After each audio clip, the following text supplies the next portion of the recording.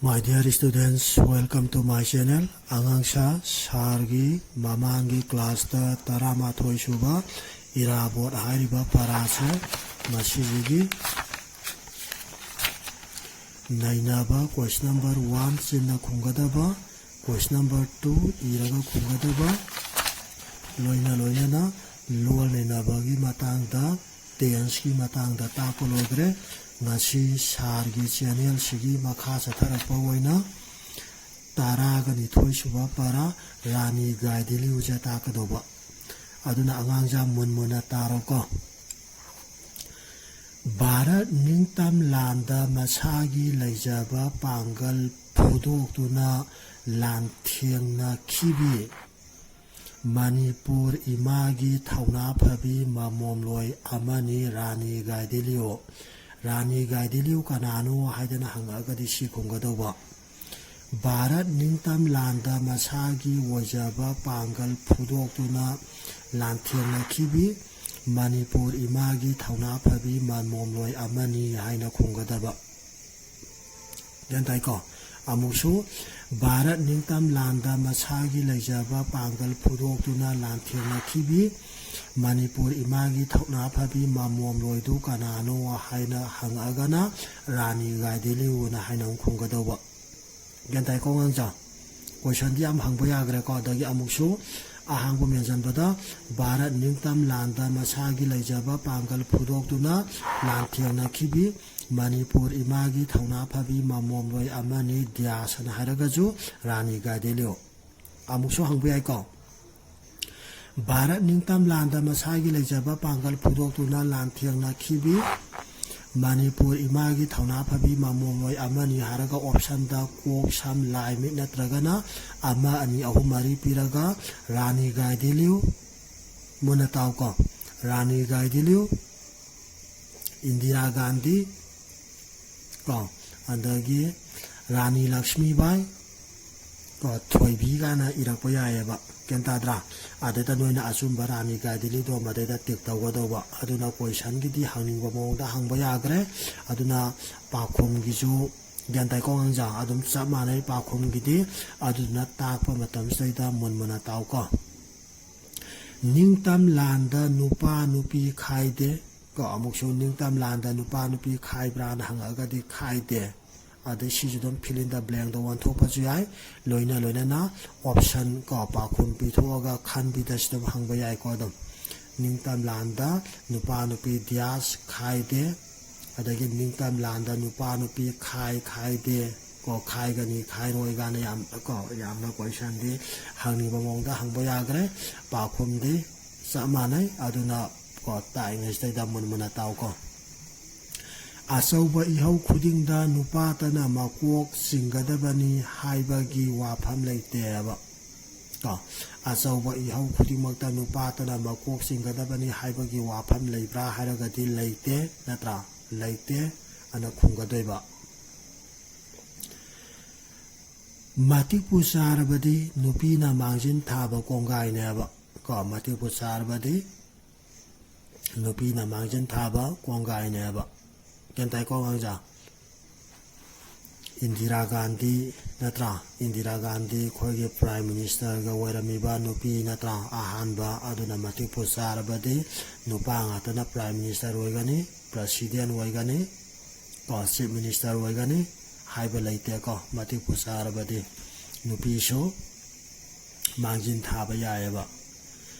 gaidiliu rongmai ningoni ko gaidiliu kari ningol no haragadi rongmai ningol ni haina khungadaba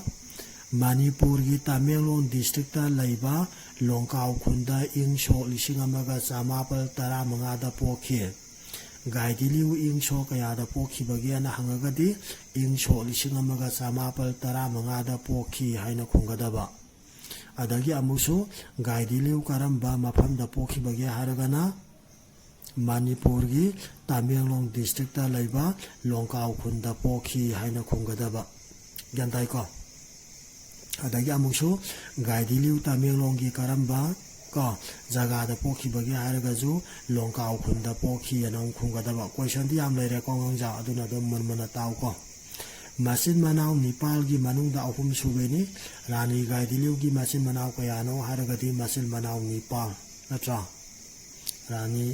masin manau Dias gi manungda ahum subeni Nepal igadawa natra Rani Gaidiliu gi masin manau option da ahum ni mangani Nepal ni tarani ga pire natra adeda Nepal do tik tawgadawa jantare ko adagi amusu woida bidastum hangbaya ko Rani Gaidiliu gi masin manau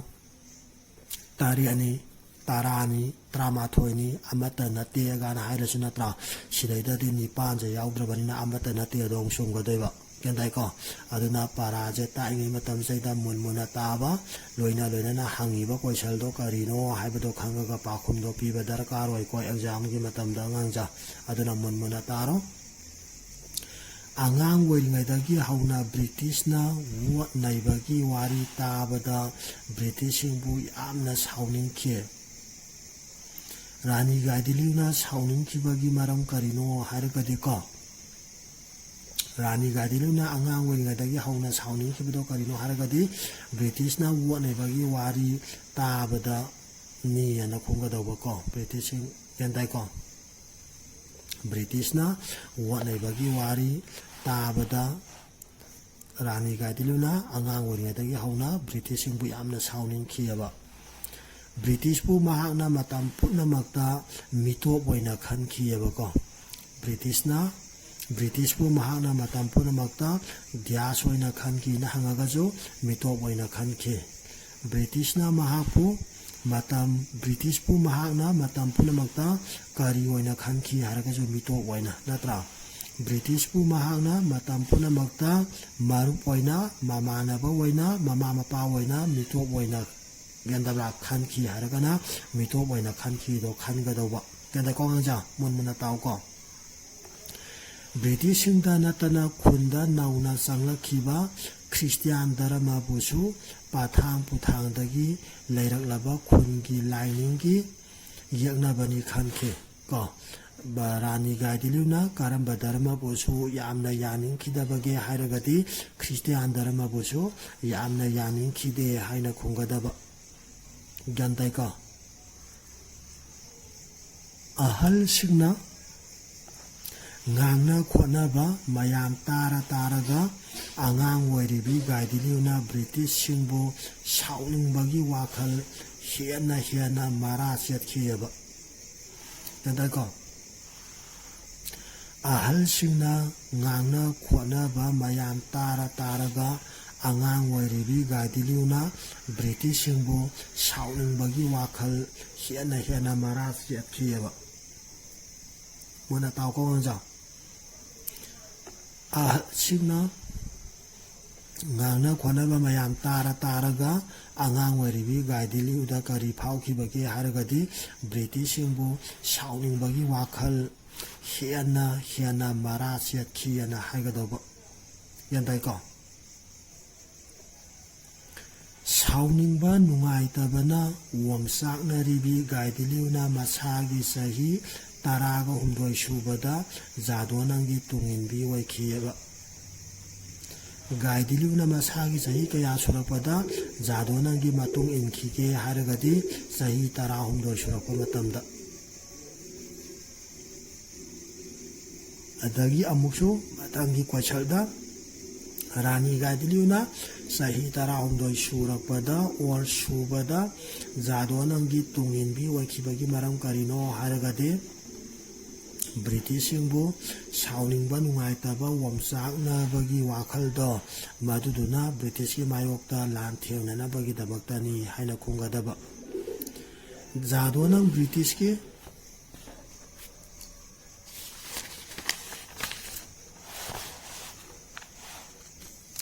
miwat minai gi amasung sutnam sasangi mayokta lan thengnariba matam amagi rongmai kanglupki lusingbani haigadeba kantai ko amuka haige ko jadwanang British ki miwat minai gi amasung sutnam sasangi mayokta lan thengnariba matam adugi rongmai kanglupki lusingbani haiba jadwanang kanano hargadi si khungadaba ꯖꯥꯗꯣꯅ ꯕ꯭ꯔꯤꯇꯤꯁꯀꯤ ꯃꯤꯑꯣꯠ ꯃꯤꯅꯩꯒꯤ ꯑꯃꯁꯨꯡ ꯁꯨꯞꯅꯝ ꯁꯥꯁꯟꯒꯤ ꯃꯥꯌꯣꯛꯇ ꯂꯥꯟꯊꯦꯡꯅꯔꯤꯕ ꯃꯇꯝ ꯑꯗꯨꯒꯤ ꯔꯣꯡꯃꯩ ꯀꯥꯡꯂꯨꯞꯀꯤ ꯂꯨꯆꯤꯡꯕꯅꯤ ꯍꯥꯏꯅ ꯈꯨꯝꯒꯗꯕ꯫ ꯒ꯭ꯌꯥꯟ ꯇꯥꯔꯦꯀꯣ? ꯖꯥꯗꯣꯅ ꯀꯔꯝꯕ ꯀꯥꯡꯂꯨꯞꯀꯤ ꯂꯨꯆꯤꯡꯕꯅꯣ ꯍꯥꯏꯔꯒꯗꯤ ꯔꯣꯡꯃꯩ ꯀꯥꯡꯂꯨꯞꯀꯤ ꯂꯨꯆꯤꯡꯕꯅꯤ ꯍꯥꯏꯅ ꯈꯨꯝꯒꯗꯕ꯫ ꯒ꯭ꯌꯥꯟ ꯇꯥꯏꯀꯣ?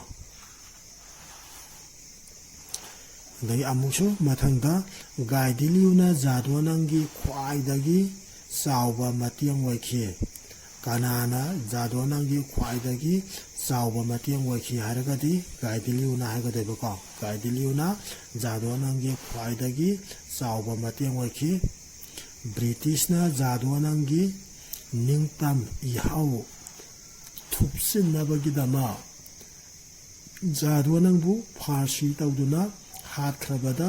ꯏꯍꯧꯒꯤ ꯈꯨꯔꯖꯤ ꯒꯥꯏꯗꯤꯂꯤꯌꯨꯅ ꯑꯃꯨꯛ ꯄꯥꯏꯁꯤꯟꯈꯤ꯫ ꯖꯥꯗꯣꯅꯪ ꯀꯅꯥꯅ ꯍꯥꯠꯈꯤꯕꯒꯦ ꯍꯥꯏꯔꯒꯗꯤ ꯕ꯭ꯔꯤꯇꯤꯁꯅ ꯐꯥꯔꯁꯤ ꯇꯧꯗꯨꯅ ꯍꯥꯠꯈꯤꯑꯅ ꯈꯨꯝꯒꯗꯕ꯫ ꯀꯔꯤ ꯃꯔꯝꯒꯤꯗꯃꯛꯇ ꯖꯥꯗꯣꯅꯪꯕꯨ ꯕ꯭ꯔꯤꯇꯤꯁꯅ ꯐꯥꯔꯁꯤ ꯇꯧꯗꯨꯅ ꯍꯥꯠꯈꯤꯕꯅꯣ ꯍꯥꯏꯔꯒꯗꯤ ꯅꯤꯡꯇꯝ ꯏꯍꯧ ꯊꯨꯞꯆꯤꯟꯅꯅꯕꯒꯤꯗꯃꯛꯇꯅꯤ ꯍꯥꯏꯒꯗꯣꯏꯕꯀꯣ꯫ ꯅꯤꯡꯇꯝ ꯏꯍꯧ ꯍꯧꯕꯗꯣ ꯃꯗꯨ ꯊꯨꯞꯆꯤꯟꯅꯅꯕꯒꯤꯗꯃꯛꯇꯅꯤ ꯍꯥꯏꯗꯅ꯫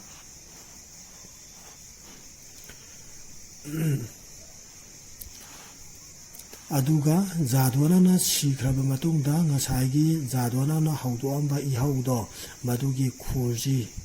ꯈꯨꯔꯖꯤ ꯍꯥꯏꯕꯗꯤ ꯂꯨꯆꯤꯡꯕꯗꯣ ꯃꯗꯨ ꯀꯅꯥꯅ ꯑꯣꯏꯈꯤꯒꯦ ꯍꯥꯏꯔꯒꯅ ꯑꯃꯨꯛ ꯒꯥꯏꯗꯤꯂꯤꯌꯨꯅ ꯑꯃꯨꯛ ꯄꯥꯏꯁꯤꯟꯈꯤ ꯍꯥꯏꯕꯗꯤ ꯒꯥꯏꯗꯤꯂꯤꯌꯨꯅ ꯑꯃꯨꯛ ꯑꯣꯏꯈꯤ ꯍꯥꯏꯅ ꯈꯨꯝꯒꯗꯣꯏꯕ꯫ ꯃꯇꯝ ꯑꯁꯤꯗ ꯃꯍꯥꯛ ꯁꯨꯞꯅꯒꯤ ꯆꯍꯤ 13ꯇ ꯉꯥꯏꯔꯤꯑꯕ꯫ ꯌꯥꯗꯥꯏꯀꯣ? ꯒꯥꯏꯗꯤꯂꯤꯌꯨꯅ ꯅꯤꯡꯇꯝꯅꯅꯕꯒꯤꯗꯃꯛꯇ ꯏꯍꯧꯗ ꯑꯀꯟꯕ ꯁꯔꯨꯛ ꯌꯥꯔꯛꯈꯤꯕ ꯃꯇꯝꯗꯣ ꯃꯁꯥꯒꯤ ꯆꯍꯤ ꯀꯌꯥ ꯁꯨꯔꯕꯒꯦ ꯍꯥꯏꯕ ꯇꯥꯔꯒꯗꯤ ꯃꯁꯥꯒꯤ ꯆꯍꯤ 13ꯇ ꯉꯥꯏꯔꯤꯑꯕ ꯀꯣ꯫ ꯆꯍꯤ 13 ꯍꯥꯏꯕꯗꯨꯗꯤ ꯀ꯭ꯂꯥꯁ 10 ꯅꯠꯇ꯭ꯔꯥ? 10 ꯀꯥꯔꯛꯄ ꯃꯇꯝꯁꯤꯅꯦꯀꯣ꯫ ꯀ꯭ꯂꯥꯁ 10 ꯀꯣ 10 ꯀꯥꯔꯛꯄ ꯃꯇꯝꯁꯦ ꯌꯦꯡꯉꯣ꯫ ꯄꯥꯡꯒꯜ ꯁꯣꯟꯕꯤ ꯅꯨꯖꯥ ꯑꯣꯏꯖꯔꯕꯁꯨ ꯃꯊꯧꯅꯥ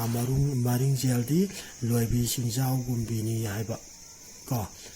ꯒꯥꯏꯗꯤꯂꯤꯌꯨꯁꯦ ꯀꯔꯝꯕ ꯃꯤꯑꯣꯏꯅꯣ ꯍꯥꯏꯀꯣ? ꯀꯔꯝꯕ ꯅꯨꯄꯤꯖꯥꯠꯅꯣ ꯀꯔꯝꯕ ꯅꯨꯄꯤꯅꯣ ꯍꯥꯏꯔꯒꯗꯤ ꯀꯣ ꯃꯔꯤꯡꯖꯦꯜ ꯀꯣ ꯃꯊꯧꯅꯥ ꯃꯔꯤꯡꯖꯦꯜ ꯂꯩꯕ ꯅꯨꯄꯤꯅꯤ ꯍꯥꯏꯅ ꯈꯨꯝꯒꯗꯕ꯫ ꯃꯊꯪꯗ ꯒꯥꯏꯗꯤꯂꯤꯌꯨꯕꯨ ꯔꯣꯡꯃꯩ ꯄ꯭ꯔꯖꯥ ꯄꯨꯝꯅꯃꯛꯅ ꯆꯞ ꯃꯥꯟꯅꯅ ꯃꯈꯣꯏꯒꯤ ꯑꯅꯧꯕ ꯂꯨꯆꯤꯡꯕꯤ ꯑꯣꯏꯅ ꯂꯧꯈꯤ꯫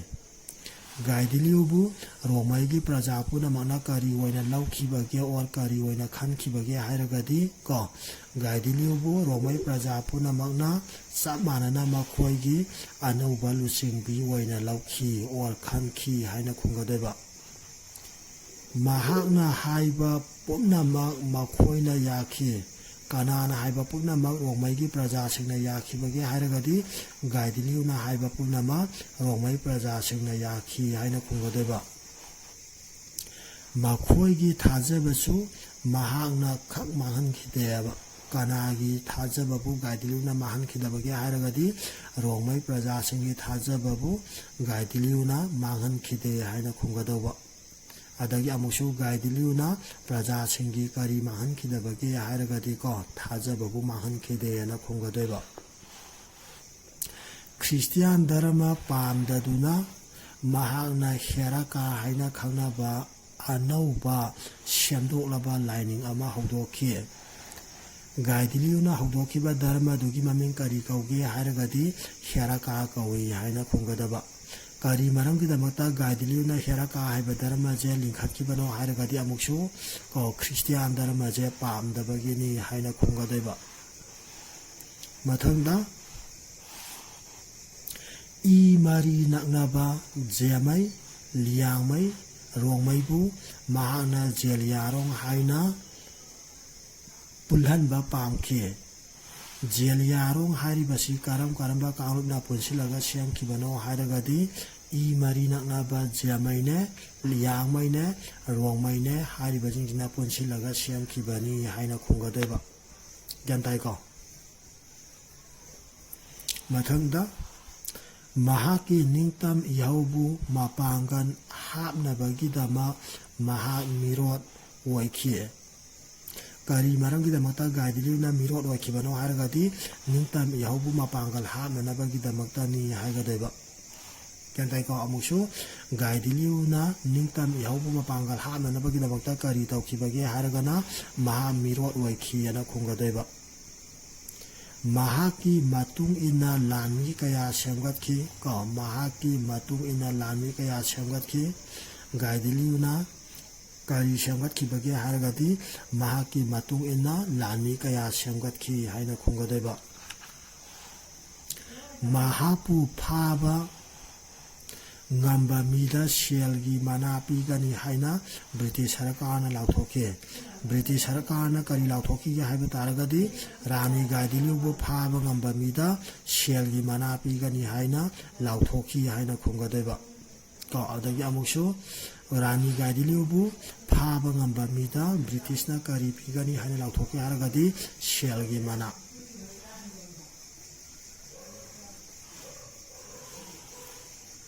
adubu ahoina na gaidiliugi ningtam ihauna Tamenglong lamdamdagi hendokiduna awang kasar naga hilna chingba phauba sandokie gaidiliuna ko amuka haige ko gaidiliuna magi ningtam ihauje masi Tamenglong lamdamdagi hendokiduna kari kari lam phauba sandokibagi haragadi awang kasar naga hills phauba sandoki haina khungadoiba mahakna pulwami khulda lami lising mari laiba changadaba ugi achauba akanba lanbal ama saba haugatki mahakna kari khulda lanbal sagige haragadi pulwami khulda lanbal saki haigadoiba adagi amuksu pulwami khulda gaidiliuna sakiba lanbal aduda lami kaya laiba changadage haragadi lami lising mari laiba changani na khungadaba adagi amuksu gaidiliuna pulwami khulda sakiba lami lising mari changadaba ko lanban adu karina sakibage haragadi una saki ana jong khungadaba yare ko lanban sabada maha yaunabagi paunaga Hilski DC Waiba JP Mills na lona phangki Landan sabda Rani Gaidiliu yauni haibagi pauje kanana phangige hairagadi Naga Hilski DC Waiba JP Mills na lona phangki haina khungadaba Mills na mahapu phanabang Assam Rifles ki capital McDonald da lona yathang piki Gaidiliu phana nabagi damakta ko Mills na Canada yathang piki bagi haragadi Assam Rifles ki capital McDonald da yathang piki aina khungadaba capital asina pulomi khunda ikhang khangaudana landa duna mahapu October 18 1993 ingda phakhe Rani Gaidiliu ingso kayada phakibagi haragadi ingso 1993 October gi tang 18 phakhiena khungadeba jantai ko matam adugi Manipuri political agent Higgins na mahapu mapunsi super jail da thambagi dandi pikhe Rani Gaidiliu bu mapunsi super jail da thambagi dandi pikhi bidu kanano haragadi ko matam dugi Manipur gi political agent Higgins na ni haina khungadaba sahi 13 ngairibi asina British ki jail singi miwat minai khangbanga hauke Rani Gaidiliu na jail da laikhiba matamdo masagi sahi kaya dano haragadi masagi sahi 13 ni haina khungadeba kadare ko mahaki lalhaugi wari asita bada Pandit Jawaharlal Nehru na pialaduna mahapu naga singi Rani ni haike ko Rani Gaidiliu da ꯔꯥꯅꯤ ꯃꯤꯡꯊꯣꯜ ꯄꯤꯈꯤꯕꯁꯤ ꯀꯅꯥꯅꯅꯣ ꯍꯥꯏꯔꯒꯗꯤ ꯄꯟꯗꯤꯠ ꯖꯋꯥꯍꯔꯂꯥꯜ ꯅꯦꯍꯔꯨꯅꯅꯤ ꯍꯥꯏꯅ ꯈꯨꯝꯒꯗꯣꯏꯕ ꯒ꯭ꯌꯥꯟ ꯇꯥꯔꯦꯀꯣ ꯄꯟꯗꯤꯠ ꯖꯋꯥꯍꯔꯂꯥꯜ ꯅꯦꯍꯔꯨꯅꯅꯤꯅ ꯈꯨꯝꯒꯗꯣꯏꯕ ꯌꯥꯔꯦꯀꯣ ꯑꯉꯥꯡꯖꯥ ꯃꯇꯥꯡꯁꯤꯗ ꯂꯣꯏꯁꯤꯜꯂꯁꯤ ꯉꯁꯤꯒꯤꯗꯤ ꯍꯌꯦꯡ ꯑꯃꯨꯛ ꯄꯔꯥꯁꯤꯒꯤ ꯃꯈꯥ ꯆꯠꯊꯔꯁꯤꯀꯣ ꯑꯣꯀꯦ ꯊꯦꯡꯛꯁ